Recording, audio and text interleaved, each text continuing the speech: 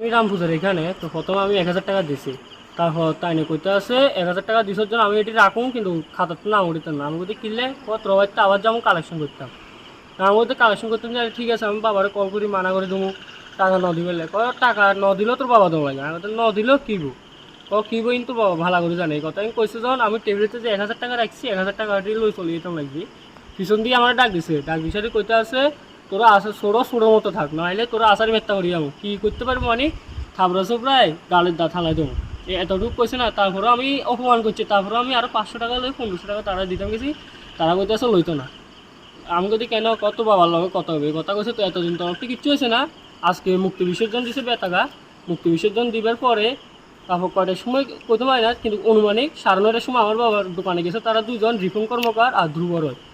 তারা দুজন যাইয়া আমার বাবার দোকান থেকে ট্রেনে বের করে দোকানের সামনে ফালে আচ্ছে তরক মারছে প্লাস দোকানে আসা মারছে প্লাস কোনিও মারছে। তারপরে বাবা এখন ঘেড়ি ব্যথা বাইকের হসপিটাল নিচ্ছে। কি দোকান?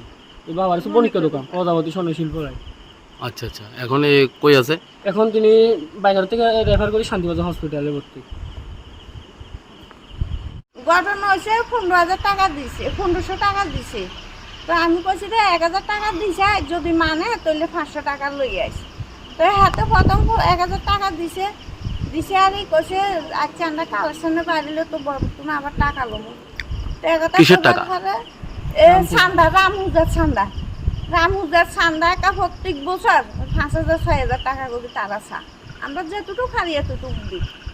তো এবার করে না 1500 টাকা দিছে, 1000 টাকা দিছে, 500 টাকা হাতে রাখছে। হে আর হলে হোলারে কি আসার বলে বক্তা গালিয়ে লাগবো, তবু 1500 টাকা হাঁকছে লইছে না।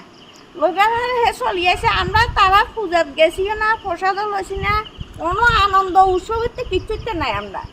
আমরা বাড়ি ধরে রয়েছি।